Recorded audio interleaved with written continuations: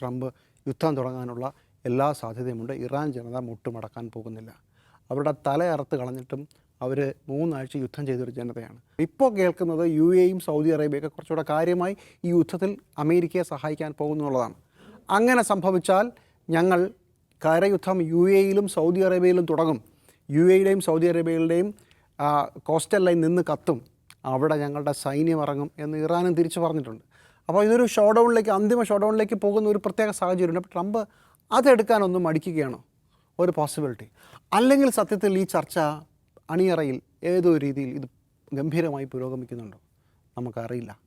മൂന്നാമത്തെ സാധ്യതയാണ് ട്രംപ് എന്ന ചതിയൻ ഇതിനു മുമ്പ് ഒരു ജനതയുമായി കരാറൊപ്പിടാനുള്ള അവസാന നിമിഷത്തിൽ എത്തി നിൽക്കുമ്പോൾ ഇപ്പോൾ വരാമെന്ന് പുറത്തിറങ്ങി ബോംബറുകളെ പറഞ്ഞേച്ച് അവരുടെ പരമോന്നത നേതാവിനെ അവരുടെ കുടുംബത്തെ അടക്കം സംഹരിച്ച് കളഞ്ഞ ഒരു സംഭവമുണ്ട്.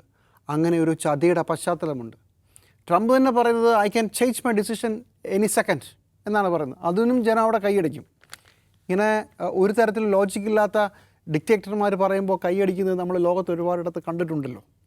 16 മണിക്കൂർ നിർത്താതെ ജോലി ചെയ്യുന്ന ആളുകൾ, വലിയ ദൈവം പറഞ്ഞിട്ട് ഞാൻ ഈ ജോലി ചെയ്യുന്ന ആളുകൾ, അങ്ങനെ സിദ്ധിയുള്ള ഒരുപാട് ആളുകൾ, അതിനെല്ലാം കൈയടി കിട്ടുന്നത് ട്രംപിനും കൈയടി കിട്ടുന്നുണ്ടാവണം.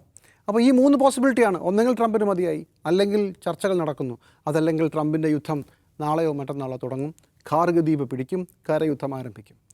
ഇതിലേത് സാധ്യതയുമാകാം. പക്ഷേ ഒരു കാര്യം വളരെ വ്യക്തമാണ്. ഇന്നലെ രാത്രിയും ആക്രമണം ഉണ്ടായി, അങ്ങോട്ടും ഇങ്ങോട്ടും. ഇറാൻ്റെ നാവികസേനാ തലവനെ വധിച്ചു. തിരിച്ച് സൗദി അറേബ്യയിലും മറ്റ് രാജ്യങ്ങളിലേക്കും വളരെ സജീവമായി ആക്രമണം നടന്നു. ഇസ്രായേലിൻ്റെ സൈനിക വ്യൂഹത്തിൻ്റെ തലവൻ, ചീഫ് ഓഫ് സ്റ്റാഫ്, വളരെ വലിയ മാൻ പവർ ഷോർട്ടേജ് നമുക്ക് ഉണ്ടാകാൻ പോവുകയാണ് എന്ന് ഇസ്രായേൽ പരസ്യമായി പറഞ്ഞു. അവരുടെ മുൻ പ്രൈം മിനിസ്റ്റർ പറഞ്ഞു ഇത് വലിയ അബദ്ധത്തിലേക്ക് പോവുകയാണ്, ഇത് പൊളിയുകയാണെന്ന് പറഞ്ഞു. അമേരിക്കയിൽ ഒരുപാട് ആളുകൾ ഇത് പൊളിയാൻ പോവുകയാണ്, പൊളിഞ്ഞു തുടങ്ങിയിരിക്കുന്നു എന്നും പരസ്യമായി പറഞ്ഞുകൊണ്ടേയിരിക്കുന്നു. ട്രംപിൻ്റെ ഒരു ചെറിയ സംഘത്തിനും പിന്നെ ഇസ്രായേലിലെ ബീബിക്കും, അതായത് അവിടുത്തെ പ്രൈം മിനിസ്റ്റർ ബെഞ്ചമിൻ നെതന്യാഹുവിനും അതേ സംഘത്തിനും മാത്രമാണ് ഇതിനകത്തൊരു കോൺഫിഡൻസ് ഉള്ളത്. വേറെ ആരുമില്ല, ലോകത്താരുമില്ല. ഒന്നെങ്കിൽ ഇത് പൊളിയുമെന്ന് പറയുന്നു, അല്ലെങ്കിൽ ഇതിൻ്റെ അന്തർഫലങ്ങൾ, അനന്തരഫലങ്ങൾ ലോകം താങ്ങില്ല എന്നാണ് പറയുന്നത്.